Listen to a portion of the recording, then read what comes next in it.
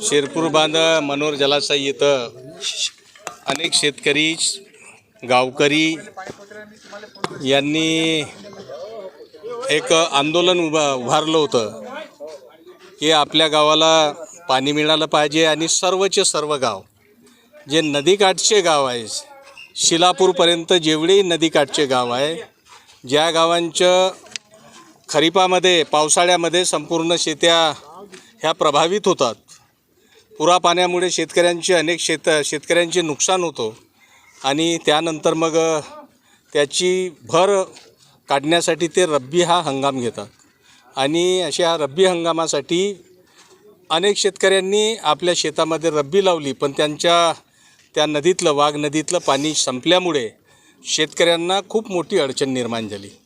4-5 दिवसापासून शेतकरी माझ्याकडे येत होते, अनेक शेतकऱ्यांचं टावं फोडत होते की माझे 20,000 खर्च झाले, कोणी म्हणायच्या 1 लाख खर्च झाले, कोणी म्हणायच्या 1.5 लाख खर्च झाले।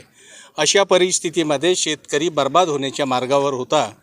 मी या शेतकऱ्याच्या आंदोलनाला आज समर्थन देऊन आज सर्व स्तरावरचे अधिकारी श्री पवारसाहेब नागपूर, एसी पराते साहेब भंडारा आणि ह्या ठिकाणी आलेले आपले सन्माननीय राजीवजी कुरेकर साहेब एक्झिक्युटिव्ह इंजिनियर आणि त्यांच्यासोबत डेप्युटी इंजिनियर डोंगरेजी हे ह्या ठिकाणी उपस्थित झाले। नक्कीचपणे एक्झिक्युटिव्ह इंजिनियर, डेप्युटी इंजिनियर आणि ज्युनियर इंजिनियर यांच्या प्रमुख उपस्थितीमध्ये शेतकऱ्यांना पाणी देण्याबाबतचा निर्णय ह्या ठिकाणी घेण्यात आलेला आहे आणि हा पाणी शिलापूर गावापर्यंत सोडण्यात येईल अशा प्रकारचे आपले एक्झिक्युटिव्ह इंजिनियर कुरेकर साहेबांनी यांनी सांगितलं आणि आता लगेच डॅमचा दरवाजा ओपन करून शेतकऱ्यांसाठी एक गोड बातमी म्हणून त्यांना पाणी देण्यासाठी दरवाजा ओपन करून पाणी देण्याचं काम करण्यात आलेलं आहे।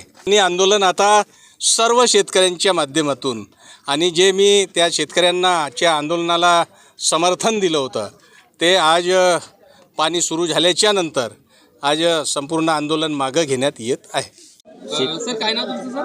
मी राजीव गोसाईजी कुरेकर, कार्यकारी अभियंता बाग इटियाडो पाटबंधारे विभाग गोंदिया। सर आज शेतकरी आंदोलन केले होते, काय तोडगा निघाला सर? मला आज दिनांक 28/2/2025 रोजी शेतकरी संघटना देवरी तालुका यांच्याकडून एक प्रत मिळालेली आहे। उपविभागीय अधिकारी, उपविभागीय कार्यालय देवरी आणि उपविभागीय पाटबंधारे विभाग आमगाव यांच्या थ्रू मला एक हे मिळालेलं आहे, निवेदन मिळालेलं आहे। शिरपूर बांध धरणाच्या पाण्यावर धानपीक आहे, त्यामुळे त्या धानपीक जगवण्यासाठी पाणी सोडण्याबद्दलचं निवेदन भेटलेलं होतं।